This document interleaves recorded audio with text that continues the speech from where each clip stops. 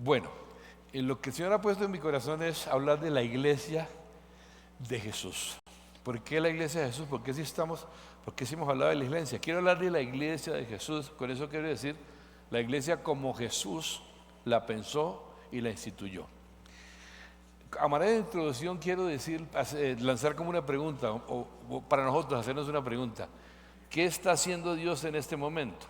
Bueno, desde bastantes años atrás, el Señor ha venido restaurando la iglesia para que vuelva a ser todo aquello que fue en los comienzos, porque al paso del tiempo ya no era lo que fue al principio. Y este proceso de restauración ha venido en una aceleración creciente y sobre todo, aunque nos parezca paradójico, con la pandemia del COVID, vino un aceleramiento enorme, que ha sido mucho más rápido de lo que nos podamos imaginar. Y es algo lo que está pasando, tal vez lo podemos poner como en un texto, Hebreos 12, 26 y 27. Hebreos 12, 26 y 27, ahí está en el PowerPoint ahí todo, ¿lo están viendo? Dice, la voz del cual conmovió entonces la tierra, pero ahora ha prometido diciendo, aún una vez y conmoveré no solamente la tierra, sino también el cielo. Y esta frase, aún una vez, indica la remoción de las cosas movibles como cosas hechas para que queden las inconmovibles. Hace unos momentos hubo un sacudón aquí, yo no me di cuenta, pero unos me dijeron, pero lo que está pasando en el terreno espiritual es que está dando un tremendo sacudón y temblor espiritual en toda la tierra, donde el reino de Dios está emergiendo como nunca antes en la historia de la iglesia. Es decir, yo he estado muy en contacto con un hombre con el que tengo relaciones en los Estados Unidos, que es Dennis Peacock, un hombre con el que se trabaja en transformación de naciones, el Concilio Global de Naciones. Yo soy, por gracia a Dios, el coordinador para el capítulo hispano de eso en los Estados Unidos. Y él dice que él es un hombre que conoce mucho historia y dice que este sacudón en que entramos, él no lo ha visto, no ha sido visto en los últimos 700 años. Es lo más tremendo que ha habido en los últimos 700 años. ¿Qué ha traído?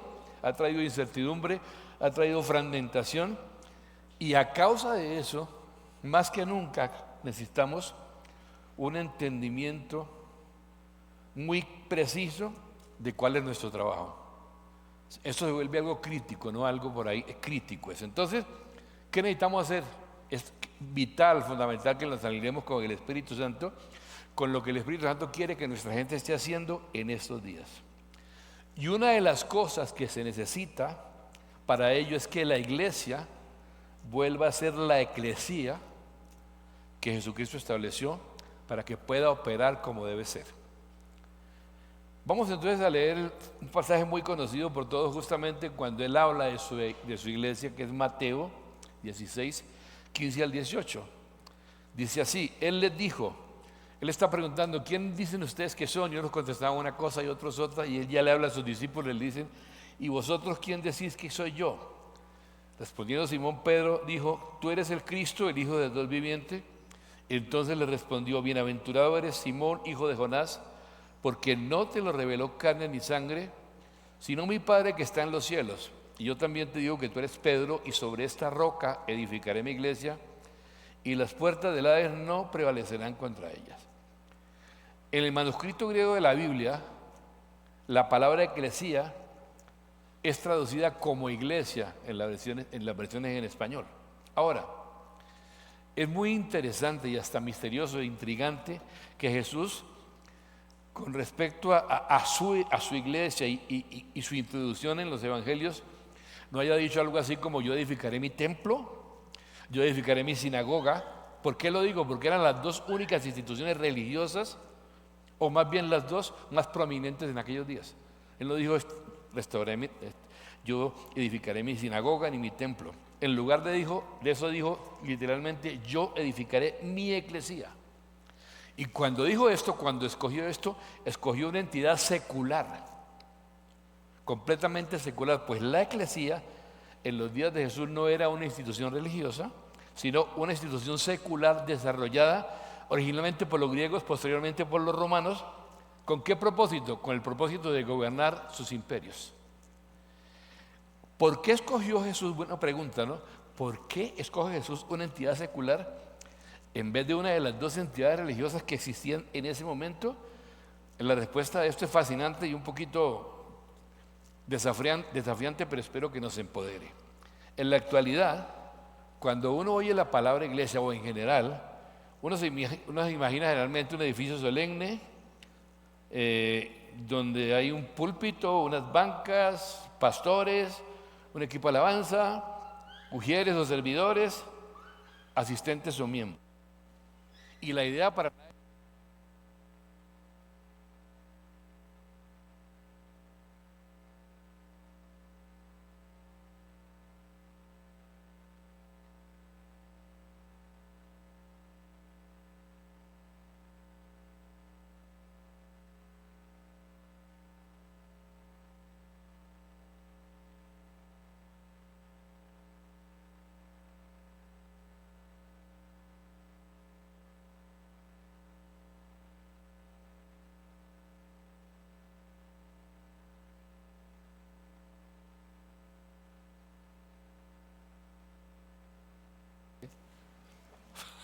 no, tampoco tanto.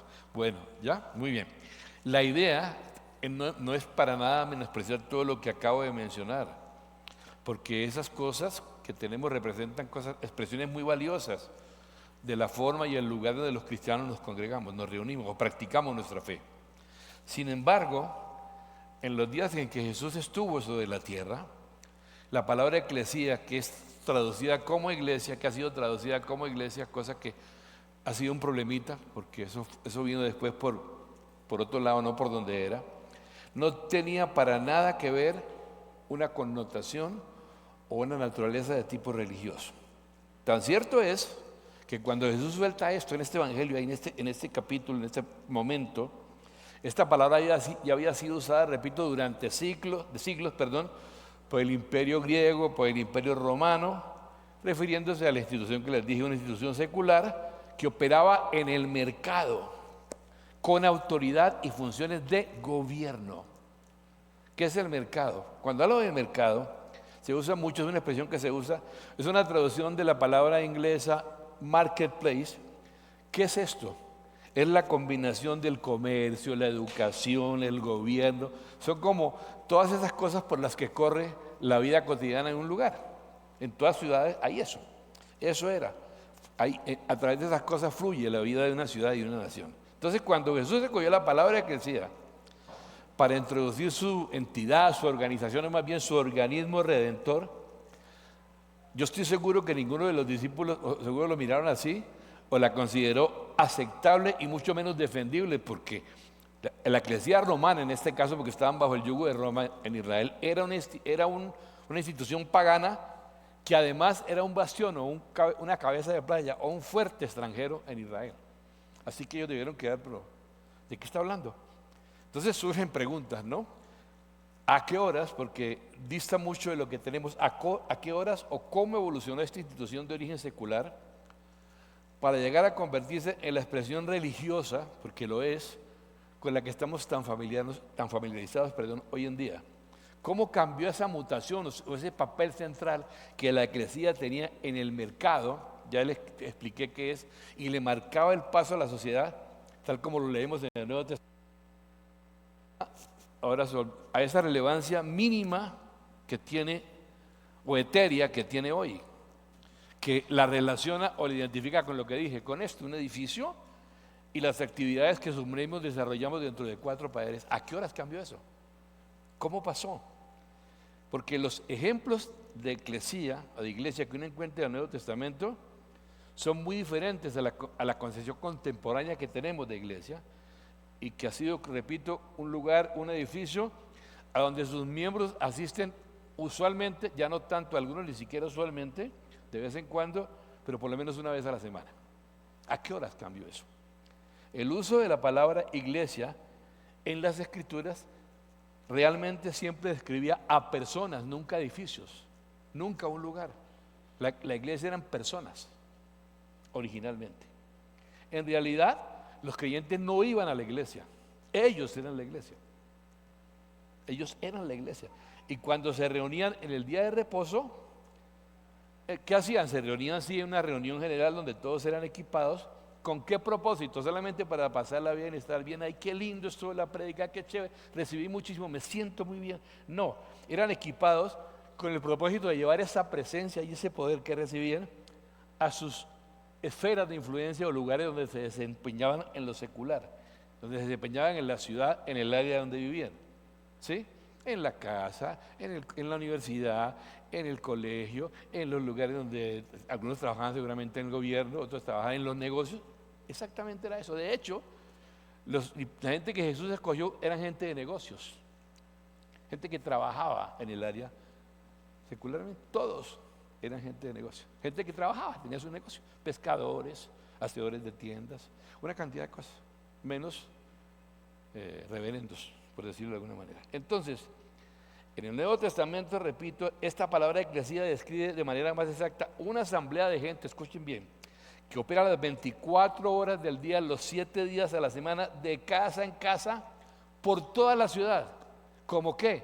Como un organismo transformador y no como una institución estática, limitada a un edificio.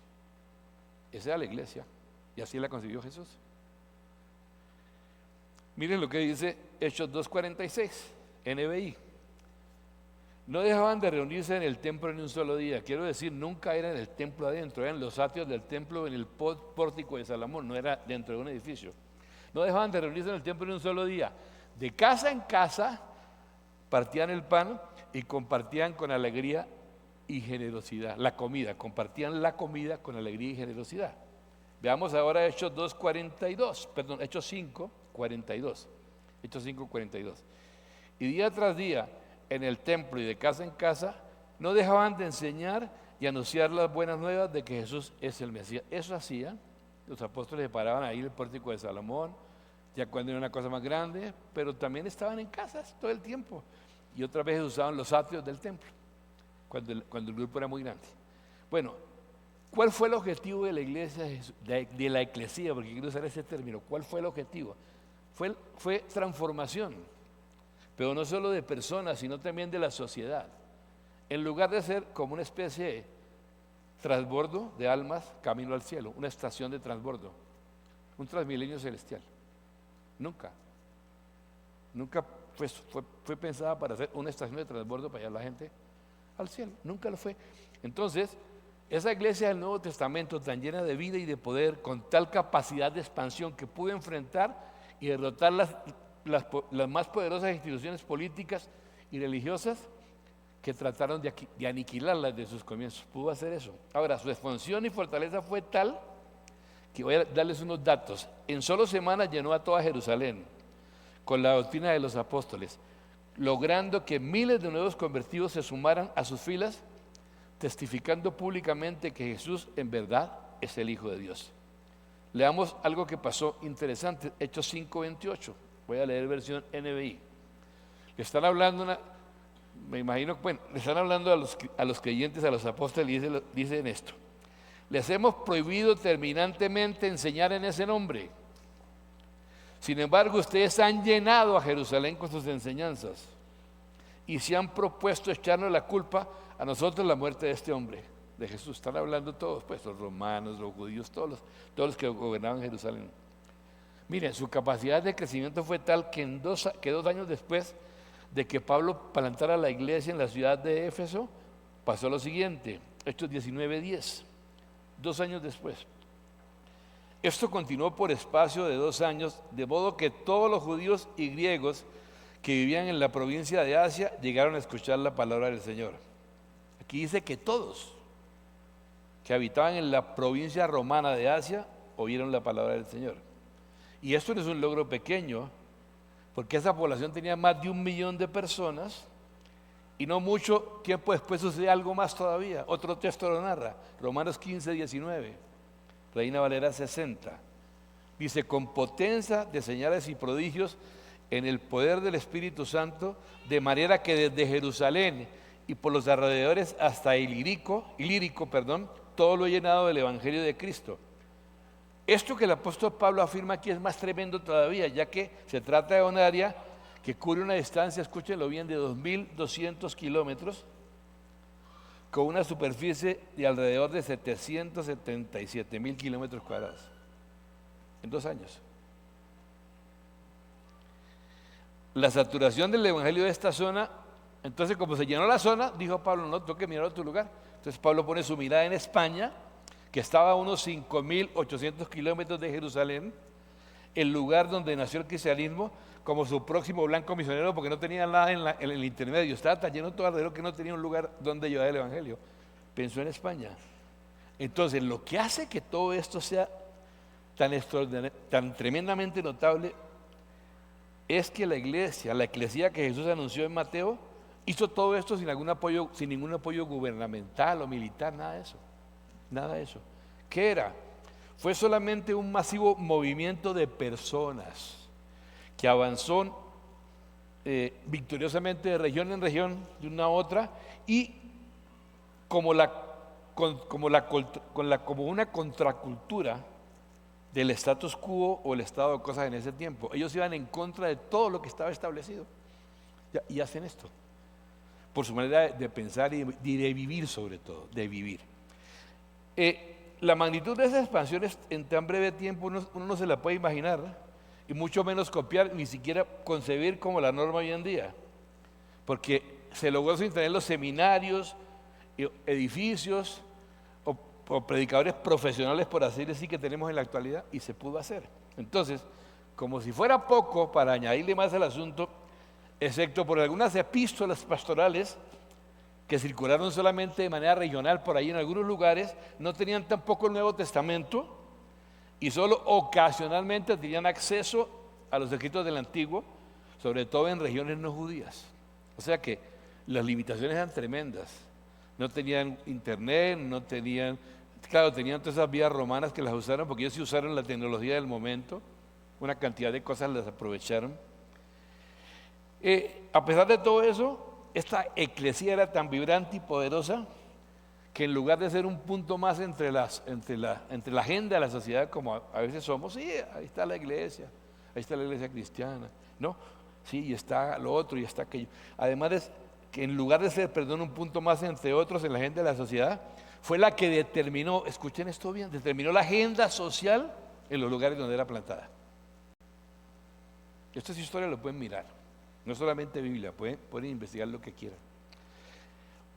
Entonces, cuando uno ve esto, creo que tenemos que hacer un chequeíto a la realidad de la iglesia presente. Necesitamos hacerlo. Y no crea, este sacudón es parte de eso. Porque realmente lo que está quedando es un remanente. ¿Sí? Recuerden que Jesús, con 12, movió todo ese mundo, revolucionó todo aquello. Él no necesita mucho, necesita unos cuantos realmente comprometidos. Eso es lo que necesita. Así que en cierta manera es un coladorcito. Lo que pasó con todo esto no es otra cosa. No nos gusta, nos preocupa, nos ponemos nerviosos. Es que Dios quiere que hagamos lo que hay que hacer. Bien, apunte al margen. En todo caso, al comparar esos logros con nuestra menor relevancia social, casi ninguna, o en general en la ciudad, nos vemos obligados a plantear otras preguntas. ¿Dónde está la influencia de la iglesia contemporánea frente al caos social, económico, político y moral que está causando tanto estrago en el mundo? Porque no solamente en todas partes, donde nosotros estamos ni se diga, en todas partes. Y lo que pasa por allá, llega por acá, peor. No hay lugar del mundo que no esté sacudido ahorita, no existe, no hay nada que hacer, es impresionante. ¿Dónde se encuentra la iglesia hoy? En lo que describe un pasaje que es como un clímax, Apocalipsis 21. Miren lo que dice este pasaje, a mí me anima y me da esperanza, Apocalipsis 21, 24 al 27. Y las naciones que hubieren sido salvas andarán a la luz del día, y los reyes de la tierra traerán su gloria y honor a ella. Escucha esto, las naciones que hayan sido salvas. Sus puertas nunca serán cerradas de día, pues ahí no habrá noche, y llevarán la gloria y la honra de las naciones a ella. ¿Qué será eso? no entrará en ella ninguna cosa inmunda o que hace abominación y mentira, sino solamente lo que están inscritos en el libro de la vida del Cordero. Sí, aquí hay descrita salvación, pero hay descrita cierta gloria entregada al Señor. Y eso tiene que ver con qué hicimos con las naciones. ¿Qué tan bueno mayordomo fuimos nosotros con las naciones? ¿Qué le vamos a entregar al Señor en ese día? ¿Qué le van a entregar las naciones al Señor en ese día? Recuerden que el Señor le da semillas a uno y está esperando una cosecha. Pero eso no se limita a gente, se limita a cosas que nos dio la responsabilidad de ser mayordomo desde el comienzo. Sujeten la tierra, gobiernenla y háganla producir. Ahí empieza el asunto. Bueno, ¿qué se describe aquí? Eso es lo que más me gusta de esto, lo que quiero enfatizar más allá, es una procesión de naciones salvas guiadas por sus gobernantes, no solo personas, sino naciones, trayendo el honor y la gloria de las mismas como un regalo de bodas a Jesús. Mira lo que hemos hecho como nación. Toma. Es hermoso. Entonces no hay nada más precioso, quiero ser justo, no hay nada más precioso que lo que ocurre aquí. Y dentro de las paredes de las iglesias, salvación, eso es importantísimo, sanidades, como la que hemos visto, tantas que hemos visto, arrepentimiento, liberación, reconciliación, restauración, enseñanza bíblica y adoración profunda como la que tuvimos esta mañana. Y por eso es que para los verdaderos creyentes el domingo es el mejor día de la semana, aunque debiera hacerlo toda, pero bueno, al menos el domingo está bien. Empecemos por ahí. Sin embargo, la pregunta es ¿cómo hacemos para que eso tan hermoso y transformador que ocurre una vez a la semana dentro, aquí en un edificio o en una casa, donde sea, se dé diariamente en la ciudad? ¿Cómo hacemos? ¿Será solamente orando? Orar es una parte fundamental, claro, es definitivo, pero ¿será solamente eso? Eso es lo que podemos ver descrito en el libro de los Hechos y la iglesia durante los 3 primeros siglos. Entonces, ante esa discrepancia que presento, y mi intención, repito, no tengo la más mínima intención de descalificar todo lo hermoso y valioso que tenemos hoy en la iglesia, lo lanzo como un desafío. Creo que es necesario reconocer que algo nos está faltando. Y de ser así, ¿qué es? Es una buena pregunta, yo todavía no tengo la respuesta completa, pero ahí vamos viendo, ¿no? Creo que para poder cumplir la misión que Jesús le asignó a la iglesia, debe recuperar lo que la empoderó tanto en sus comienzos para volvérselo a inyectar, no como un programa más o como algo ocasional, sino como un estilo de vida. Necesitamos reinyectar eso en la eclesía como un estilo de vida. En el Nuevo Testamento encontramos muchas iglesias que fueron establecidas pues, a lo largo y ancho del Imperio Romano y mucho más allá. Y sin ninguna duda, todos reconocemos el papel que ha tenido y sigue teniendo en estos tiempos la plantación de iglesias en cuanto a evangelizar y discipular. Y uno podría afirmar que plantar iglesias es como un motor o el motor de la Gran Comisión, porque se va a lugares, se establece, hay un centro, ¿verdad? Definitivamente sí, la pieza, como dice Pablo, es esencial en el plan de Dios. Miren lo que dice Pablo en 1 de Timoteo 3:15.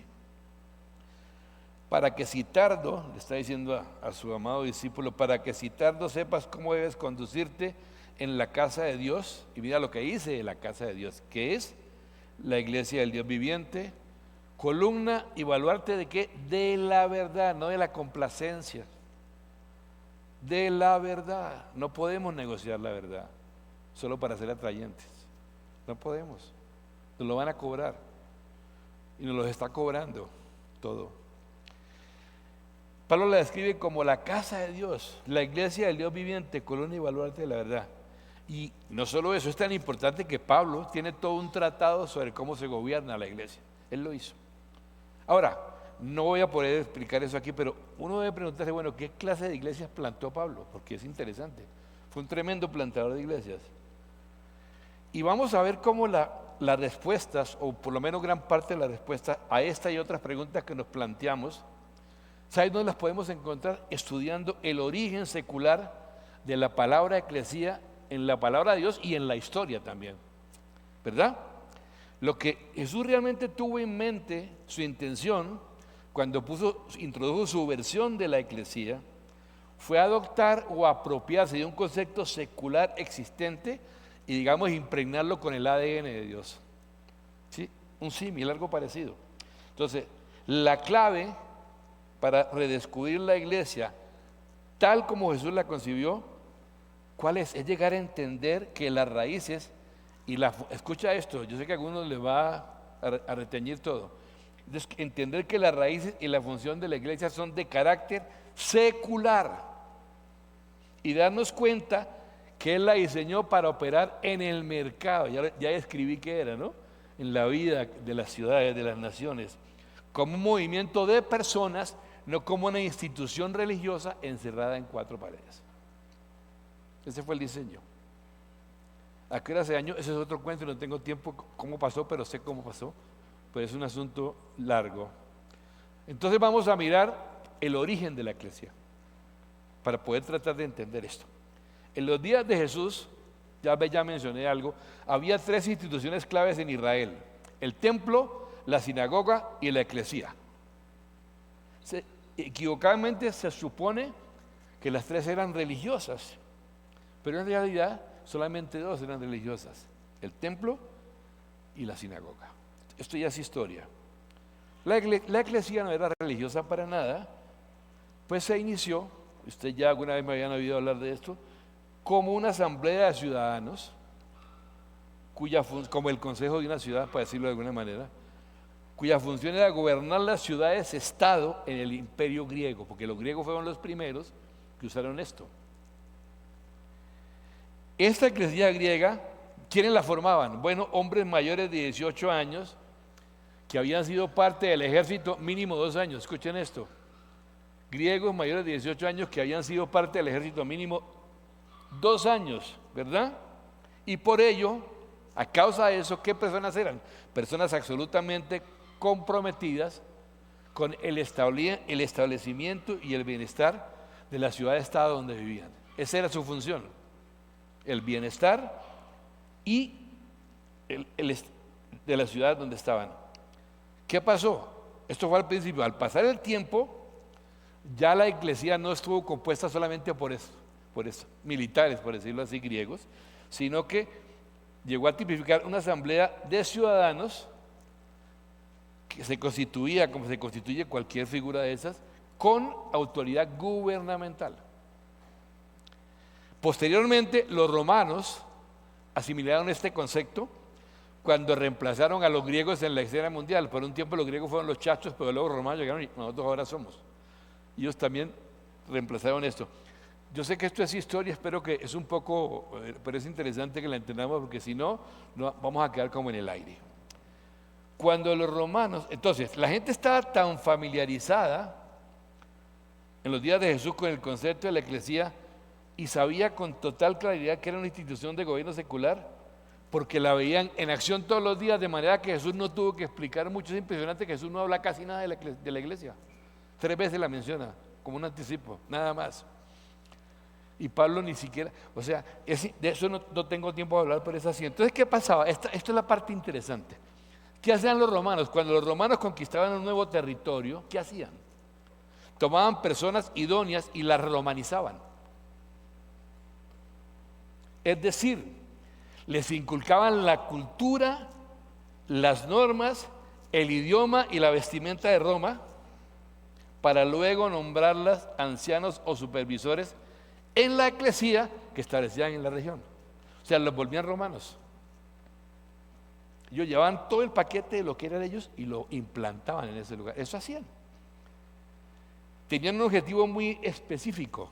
¿Cuál era su objetivo? Hacer que se acataran las leyes de Roma, hasta que todo reflejara la cultura y la forma de gobierno romanas. Eso era la eclesía romana. De eso se trataba. Eran embajadores, establecían y tenían que hacer eso. Esa era su función. En el libro de los Hechos podemos encontrar varios, pero podemos encontrar un claro ejemplo de cómo operaba la eclesía secular cuando unos compañeros de Pablo, Gallo y Aristarco se llamaban, fueron llevados por una turba, no tengo el pasaje aquí, no lo voy a leer, al teatro de Éfeso, que Éfeso era una colonia romana, debido a una queja presentada allí por el sindicato de plateros de ese lugar. Había un sindicato también en ese tiempo. Los plateros que hacían estatuillas para la diosa Diana, los citaron allí. Y en este pasaje, voy a leerlo más adelante, la palabra traducida como asamblea en este pasaje es la misma que se traduce como iglesia en el Nuevo Testamento. Leamos 2 versículos, Hechos 19:32, voy a leer Biblia de las Américas. Dice así, póngase en el contexto, está todos esos plateros ahí en ese teatro acusando a estos, ¿no? De que nos están dañando el negocio, es más o menos el asunto, ¿sí? Y mire lo que dice así que unos gritaban una cosa y otros otra, porque había confusión en la asamblea, era una asamblea. Y la mayoría no sabía por qué razón se habían reunido. El siguiente texto, Hechos 19:39. Pero si demandáis algo más que esto, se decidirá en asamblea legítima. Es decir, la palabra eclesía aquí se emplea 2 veces para describir la multitud y la tercera vez se refiere a la corte misma que va a juzgar el asunto, ¿sí? Lo cual indica que se la empleaba para referirse a un grupo de personas reunidas por asuntos de gobierno. De hecho, cuando el funcionario romano, porque fue un romano que despidió a la asamblea, ¿qué dijo? Lo hizo advirtiéndoles que la manera en que se habían convocado y conducido corría el riesgo de ser considerada ilegal. Ustedes saben que cuando una junta de una cooperativa o de lo que sea no cumple los estatutos y se viola ciertos parámetros, pueden ser demandada y puede ser considerada ilegal. Y esto fue lo que pasa aquí, mire, Hechos 19:40 y 41. Entonces, cuando esto pasó, este ciudadano, el que estaba dirigiendo, dice, porque ciertamente corremos el peligro de ser acusados de sedición en relación con lo acontecido hoy, ya que no existe ninguna causa justificada para esto y por ello no podemos explicar este alboroto. Y habiendo dicho esto, despidió la asamblea. O sea que no hay ningún caso legal. Dejemos este asunto, no hay ningún caso legal aquí. Es un asunto de gobierno el que estaban debatiendo. Ahora, esta misma palabra asamblea que se usa aquí en relación con eso, como una especie de tribunal que se armó allí, es la misma que aparece, se traduce como iglesia 115 veces en el Nuevo Testamento. Es para que entiendan la relación. Entonces, y este modelo de iglesia es precisamente el que Jesús escogió como una analogía para su eclesía. Bueno, es muy revelador que, repito, que Jesús no haya dicho yo voy a edificar mi templo o mi sinagoga, esas 2 instituciones.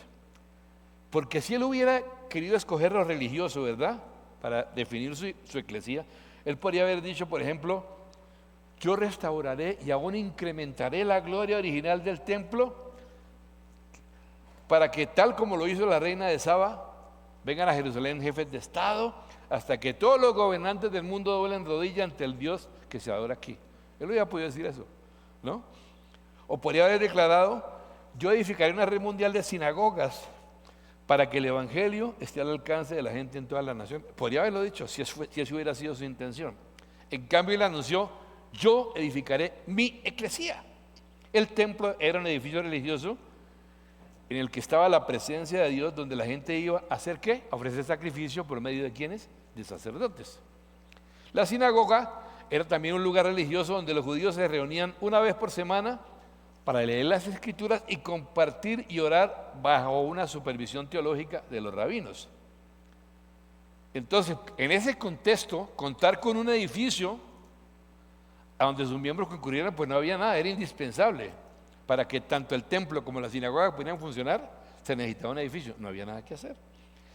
Sin embargo, cuando llegó el momento de introducir su entidad, o más bien su organismo, Jesús no escogió ninguna de estas 2 instituciones. Y escogió intencionalmente un concepto que tanto el Imperio Romano en general como Israel, a causa de estar bajo su yugo, se usaba para describir una institución secular de gobierno. Entonces, ahora, no fue que Dios descartó todo lo que estaba en el templo Jesús, no, solamente que tomó algunos de esos elementos y lo incorporó a su eclesía. Por ejemplo, Del templo retuvo la adoración y la presencia de Dios, ¿verdad? Y de la sinagoga, ese rol central que ocupaban las escrituras en la sinagoga. Y una cosa importante, la confraternidad o comunión entre sus miembros, eso lo mantuvo, ¿verdad? Sin embargo, hay una diferencia enorme, una diferencia enorme entre el templo y la sinagoga con la eclesía. En cuanto a tres cosas, la eclesía era muy diferente al templo y a la sinagoga, en cuanto a tres cosas: su constitución, su ubicación y su movilidad, ¿verdad? El templo y la sinagoga eran instituciones estáticas que funcionaban en edificios a los que sus miembros debían concurrir en ocasiones especiales o específicas bajo el cuidado de los líderes religiosos, mientras que la eclesía de Jesús, según lo veremos en el Nuevo Testamento, es un movimiento dinámico de gente de Dios que no depende de un edificio y que fue diseñado específicamente para operar las 24 horas del día, no solo un domingo, 7 días a la semana, en el mercado, en el ambiente natural. ¿Para qué? Para impactar a todos y a todo. También había este sí que me impactó cuando estudié esto. Había otra institución secular contemporánea de la Iglesia romana que es de suma importancia destacar, es el conventus. No es un convento, no se asusten. Se llama el conventus, que es decir, una comprensión de un término romano.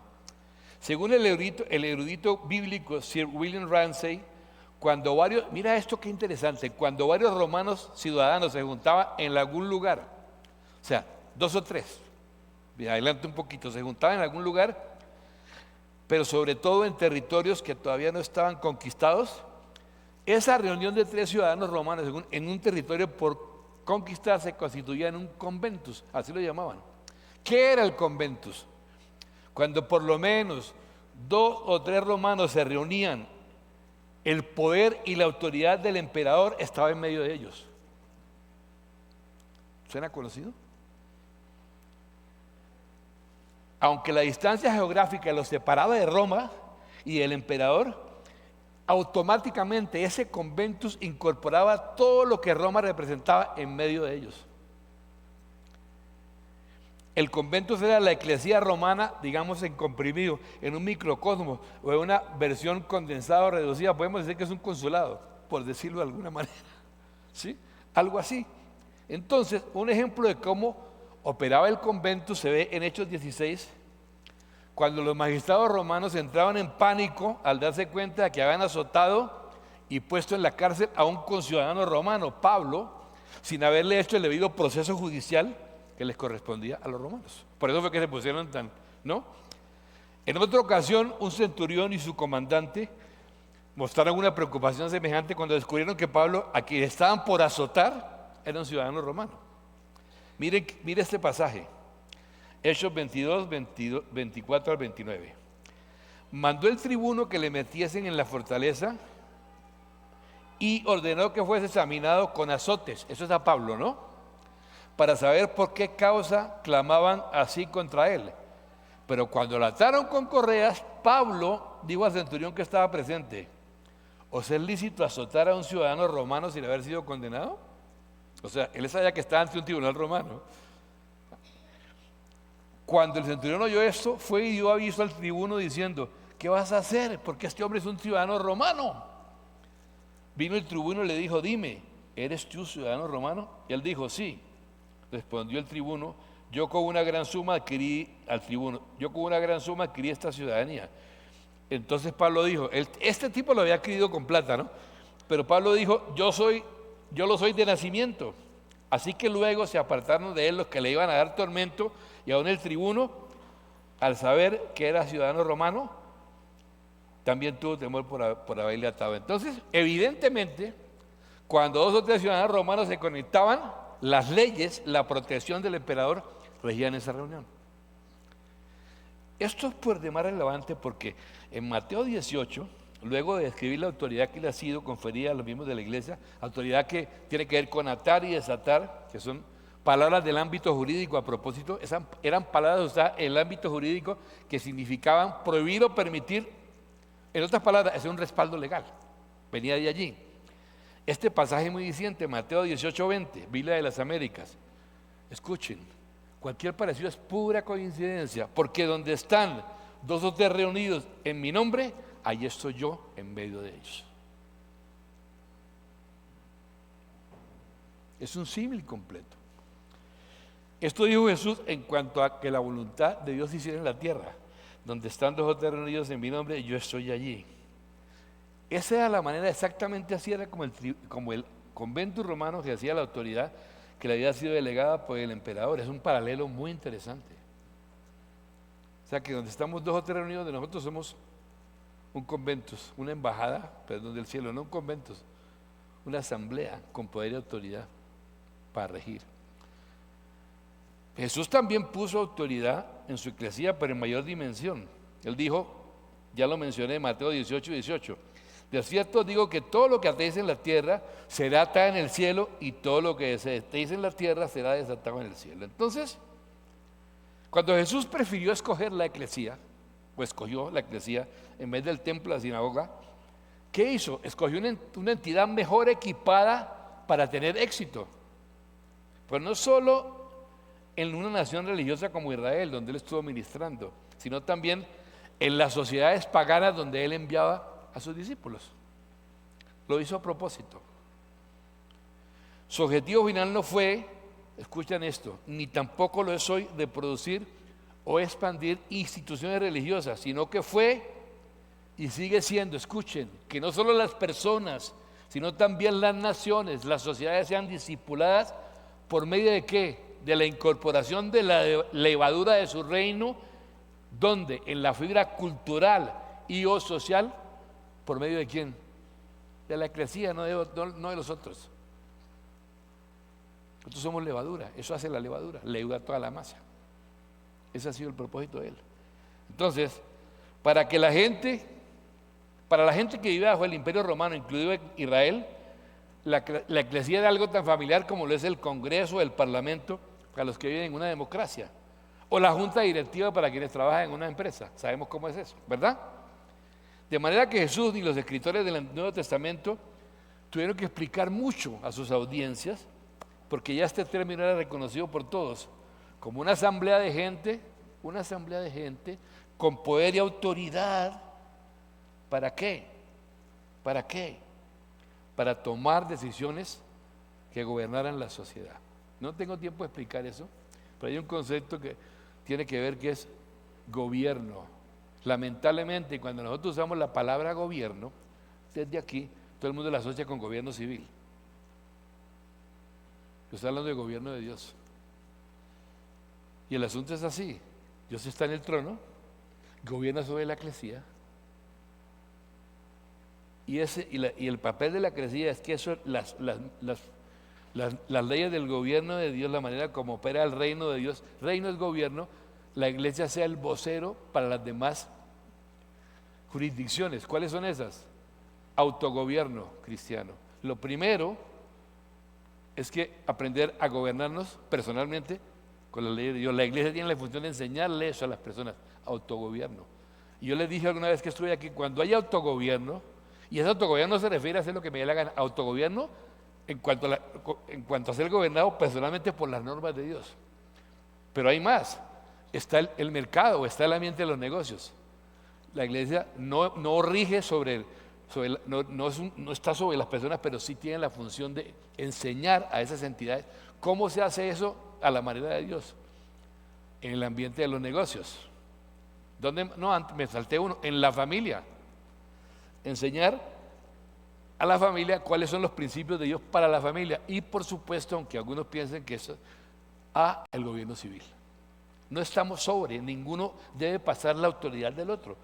Pues la iglesia cumple una función profética de enseñar sus principios para que esas entidades se rijan por el gobierno de Dios.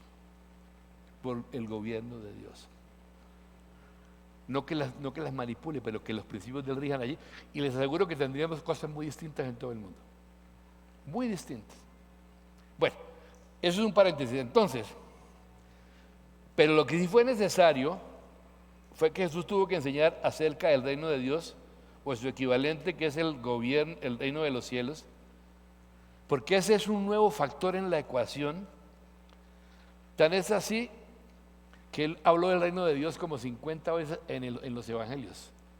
O sea, lo de la eclesía se entendía, pero algo que sí enfatizó mucho fue acerca de su reino. Ahora, podemos ver esto claramente. La razón, ¿cuál fue la razón para que la eclesía, ya estoy empezando a acercarme al fin, pero que no eran 2 horas, gracias a Dios. La razón uno se pregunta, ¿cuál fue la razón del rapidísimo crecimiento de esta eclesía? Fue que Jesús la hizo desplazarse o avanzar. El autor que consulté usa un término muy particular sobre carriles sociales. O sea, el tren tiene unos carriles. En caso de la eclesía avanzada, son unos carriles que podemos determinar los sociales ya existentes, particularmente las comidas. ¿Cómo así las comidas? Sí, comer juntos, sí. Eso usó Jesús. Un asunto de lo que la gente participaba todos los días, porque ¿quién no come? ¿A quién no nos gusta comer? A todos. Eso se evidencia, ¿no? A veces, más de la cuenta en algunos casos. No, pero en serio, él usó las comidas. ¿Sí? Podemos ver eso claramente ilustrado en la primera descripción de la asamblea después de Pentecostés. Hechos 2:42.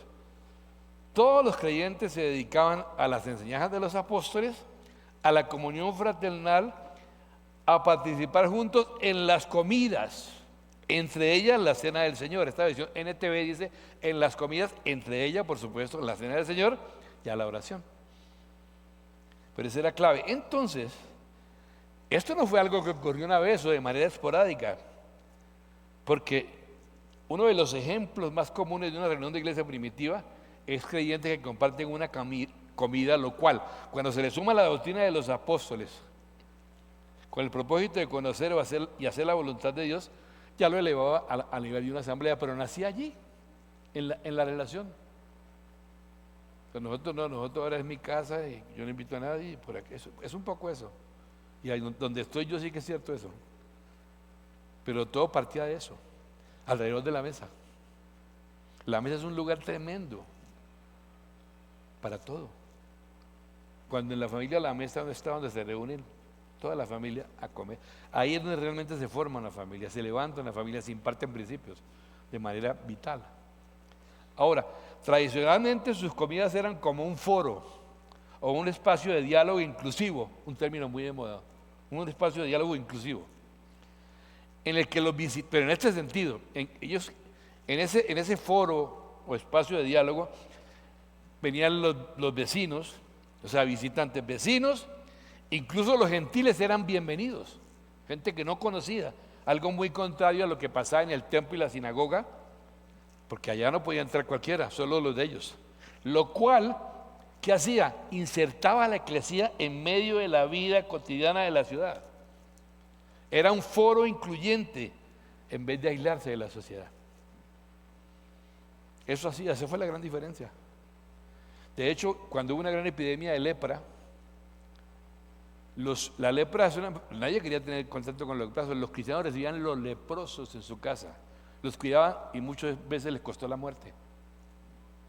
Los romanos no hacían eso, pues los romanos empezaron a ver eso y decían, ¿qué les pasa a estos? ¿Cómo hacen eso? Eso fue una manera muy fuerte de predicar, pero costó la vida.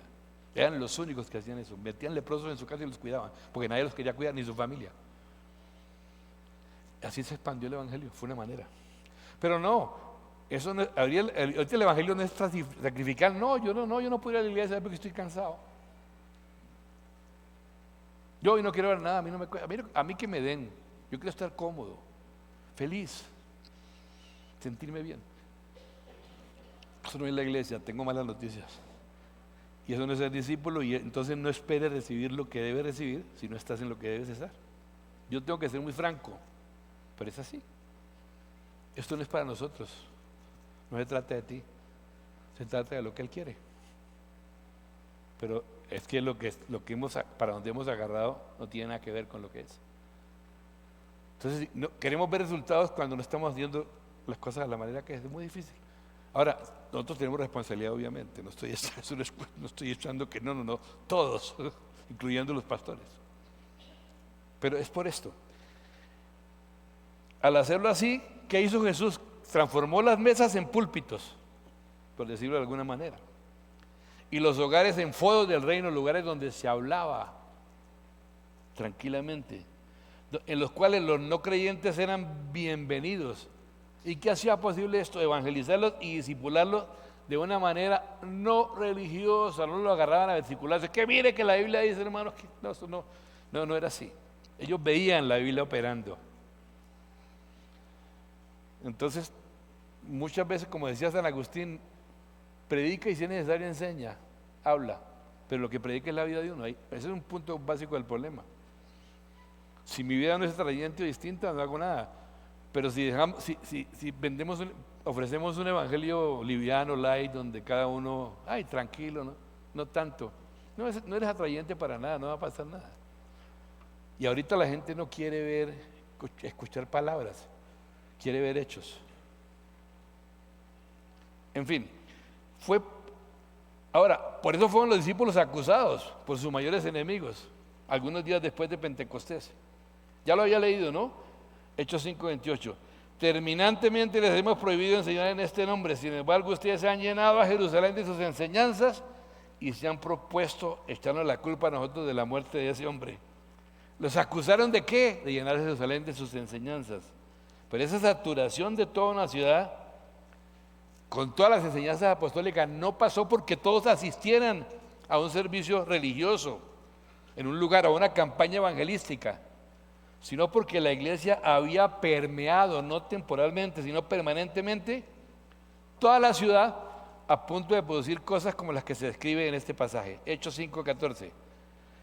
Y más creyentes en el Señor, multitud de hombres y mujeres se añadían constantemente al número de ellos, a tal punto que aún sacaban los enfermos a las calles y les tendían en lechos y camillas para que al pasar Pedro, siquiera su sombra cayera sobre alguno de ellos. También la gente de las ciudades en los alrededores de Jerusalén, afuera, acudían trayendo enfermos y atormentados por espíritus inmundos, y todos fueran sanados. Todo Jerusalén se convirtió en un centro evangelístico.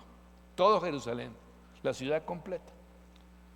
¿Cómo se hizo? ¿Por qué se hizo posible? Repito, porque Jesús no limitó a sus seguidores a operar exclusivamente dentro de edificios y tampoco un rígido programa de reuniones centralizadas. Al contrario, eran sus discípulos y no los edificios los que constituían su eclesía. Es decir, aun cuando solo 2 o 3 estuvieran presentes, porque su presencia allí se manifestaba. En primer lugar. Y en segundo lugar, como dice un autor del cual estudié casi todo lo de la iglesia, Exilboso, la iglesia no era un tanque esterilizado, esto me vaya chistoso, pero muy descriptivo. No era un estanque esterilizado y antiséptico, donde sus discípulos almacenaban y aislaban a los convertidos pescados en el turbulento y convulsionado mar de la vida, hasta que llegara un barco frigorífico para transferirlos a un puerto celestial donde iban a ser procesados. Tremenda descripción. Cualquier parecido, en muchos casos, es pura coincidencia. Totalmente.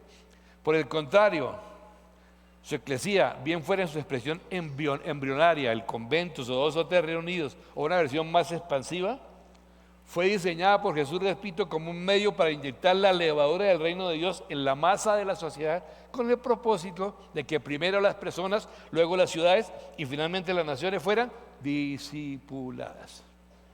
Entonces, solo para mencionarlo, no voy a extenderme y termino. Hay otro aspecto clave para que la iglesia contemporánea vuelva a ser la eclesía que Jesús diseñó, y es el discipulado. ¿Sí? ¿Qué dijo Jesús en Mateo 28, 18 al 20? Y Jesús se acercó y les habló diciendo: toda potestad me es dada en el cielo y la tierra, por tanto, id y haced discípulos a todas las naciones, bautizándolos en el nombre del Padre y del Hijo y del Espíritu Santo, enseñándoles que guarden todas las cosas que os he mandado, y aquí que estoy con vosotros todos los días hasta el fin del mundo. Amén. Es importante, enseñándoles que guarden, eso es discipular, no es decirles hagan, es mostrarles y es decirles, tienes que hacerlo. Eso que estás haciendo no está bien, esto es lo que tienes que hacer, si quieres ser discípulo, y si no, pues tranquilo, vete a pasear. Pero si tú quieres ser un discípulo, tienes que hacer lo que dice la palabra. Y vas a tener que tener alguien que te enseñe a hacer.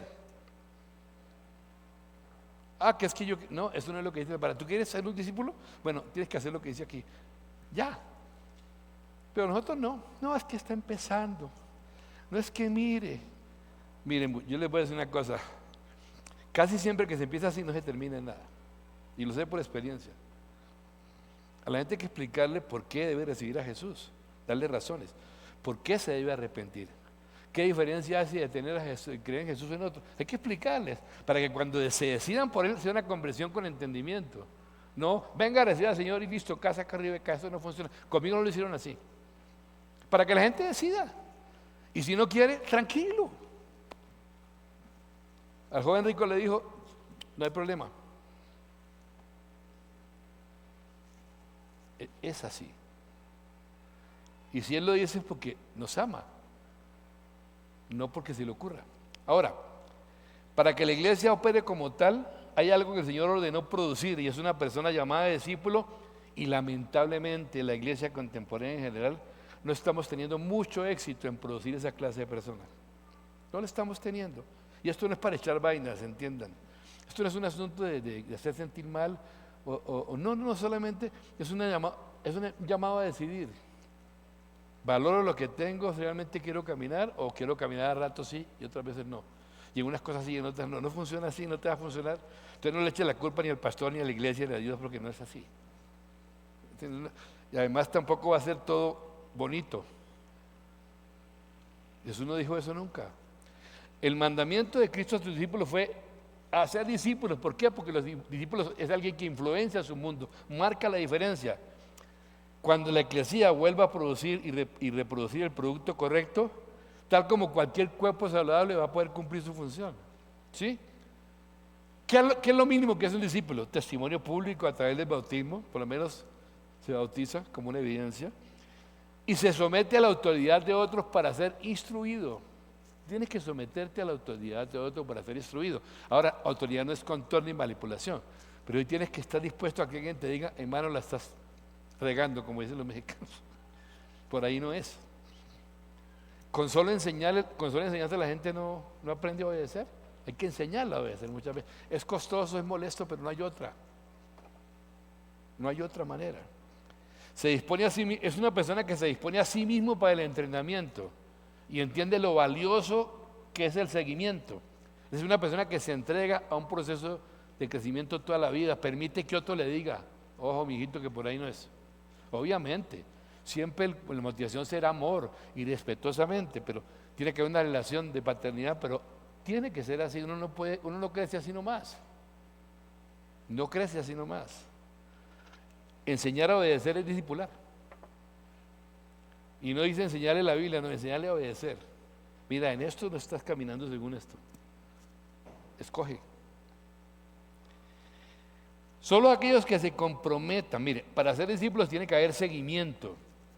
Repito, seguimiento, si no la gente no va a ser enseñada a obedecer. ¿En qué nos quedamos la mayoría de las veces? Enseñándoles nada más. Es que ya recibió el curso 1, curso 2, curso 3, curso 4, pero sigue caminando igual. No ha sido discipulado. Sigue haciendo lo mismo, esto que está haciendo mal, sigue siendo un mal esposo, sigue siendo una persona deshonesta, sigue siendo esto o aquello. No ha sido discipulado, conoce todo el papel, pero no ha aprendido a obedecer. Entonces no hay discipulado. Ahora, eso es voluntario, la palabra clave aquí es voluntario. Solo aquellos que se comprometan voluntariamente dentro de un modelo de aprendizaje verificable se convertirán en discípulos y en reproductores de otros. Entonces, concluyendo, tal como Roma llevó su presencia y poder y su cultura a los lugares más remotos del imperio, Jesús diseñó la eclesía para que llevara su presencia, su poder y la cultura del reino de Dios a todo lugar. Pero con algo adicional, le dio una ventaja categórica sobre la eclesía romana o griega. Su eclesía recibió autoridad para legislar tanto en el mundo visible como en el no visible, ¿verdad? Para que las puertas del infierno no prevalezcan en ninguna de esas esferas. Eso es un tema, ese solo tema es todo un tema. Ya lo estoy estudiando, es muy interesante lo que son las puertas del Hades. Eso no es algo etéreo ni por allá, es bien práctico.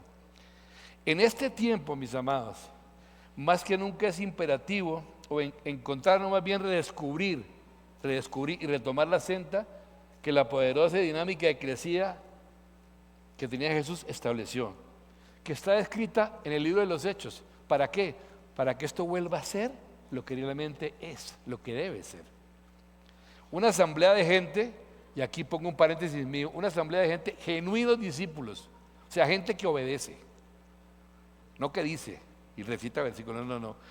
Ahora, eso está bien, tú verás, si tú quieres quedarte en eso, no te vas a condenar. No estoy diciendo eso, pero pues así no funciona el asunto, ¿no? Una asamblea de gente, genuinos discípulos, desbordante de poder y libre de toda limitación o confinamiento humano o estructural, que cumpla con el propósito para el cual fue diseñada por nuestro amado Señor Jesús, cuya próxima venida anhelamos. Eso no significa que ahora nos vamos, no, yo anhelo la venida de Cristo, pero estoy consciente que mientras Cristo viene, nosotros como parte de su iglesia, la iglesia, tenemos que hacer la parte que nos corresponde aquí en la tierra. Eso no es que espera, cuando Él llegue va a arreglar todo, no, perdóname, cuando Él llegue va a acabar de arreglar todo. Eso es lo que pasa. ¿Recuerdas que Él dijo, el reino de los cielos se ha acercado? ¿Cuándo lo dijo? Hace más de 2000 años. El reino empezó. Y le delegó a la iglesia empezar a poner el reino. O sea, la iglesia va a hacer un trabajo, no pleno, pero tenemos que haber hecho una labor. Por eso la palabra dice en un texto: es necesario que el cielo retenga a Cristo hasta los tiempos de la restauración de todas las cosas. Entonces tenemos un papel que cumplir. De manera que vamos a orar y que Dios nos ayude. Yo no puedo decir que lo entiendo todo. Estoy empezando a ver cosas. Y estamos empezando a ver cosas. Pero no estamos empezando a ver nada raro, estamos empezando a revisar qué tanto nos alejamos del diseño, en todo. Y qué tanto nos hemos plegado a otro diseño que no tiene nada que ver con lo que Jesús planeó. Y no es para que nos demos golpes ni nos sintamos acusados ahora. No, es para que reflexionemos y demos los pasos que debemos tomar cada uno. Y tomemos las decisiones correctas. Todo para bendición y extensión de su reino. Gracias, Padre, por tu eclesía. Gracias por lo que tú plantaste, Señor. Y gracias, Señor, porque aunque no lo entendemos todo, hay luces, tú has traído luz sobre siervos tuyos que han empezado a mostrarnos y hacernos ver todo lo que esto implica, todo lo que hay encerrado, Padre. Y lo que más me llena mi corazón de esperanza y va llenando es que ante toda esta cosa, esta sacudón que hay en el mundo, este caos que uno ve por todas partes, que uno no sabe ni dónde está parado, realmente somos la respuesta y tenemos la respuesta, pero tenemos que alinearnos con tus diseños originales. Tenemos que reconocer que sin mala intención y valorando lo precioso que es tu iglesia, lo que hacemos aquí, esos tiempos de adoración, la enseñanza de la palabra, el reunirnos, de compartir, en venir a tomar un tiempo y sentarnos a escuchar la palabra, valioso. No estamos lejos de mí, Dios, líbrame de menospreciar esto, porque yo mismo soy parte de esto. Solo quiero, Señor, que una de las cosas que tú quieres restaurar en este tiempo es justamente la eclesía. Que la iglesia sea lo que realmente debe ser, porque es la herramienta tuya para traer no solo para llevar a las personas al cielo, para traer este mundo, para que todo lo que vemos en este mundo que tanto nos molesta, nos estorba y nos tiene en esta inestabilidad, cambie. Pero ese cambio debe empezar por nosotros, Señor. Que podamos ponernos delante de ti y decir: Señor, soy un discípulo, estoy creciendo, me he permitido crecer, o he decidido, o he hablado con alguien y le digo: yo quiero que tú seas mi mentor, quiero que seas mi padre espiritual, que te doy la libertad para cuando veas algo que no está haciendo correcto a la palabra me lo digas. Ayúdame a ser un discípulo.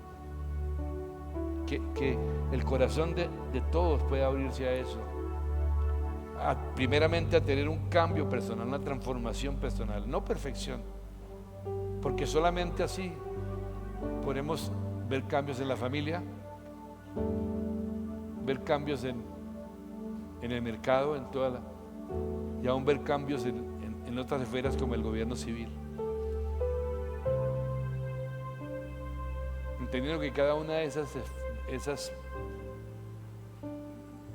jurisdicciones de autoridad tiene su propio límite, que ninguna debe interferir en la otra. Y la iglesia, la función que tiene es ser una voz profética y equipar a los santos para que la obra del ministerio sea hecha en todas esas esferas, prepararlos para ser sal y luz en esos lugares donde están. Entender que eso no se trata solamente de mí, sino de todo, de manifestar tu amor, agradecido por lo que tú has hecho con nuestras vidas. Te doy gracias en el nombre de Jesús. Amén. Gracias, Señor. Bendito sea tu nombre, Jesús. Gracias, Dios.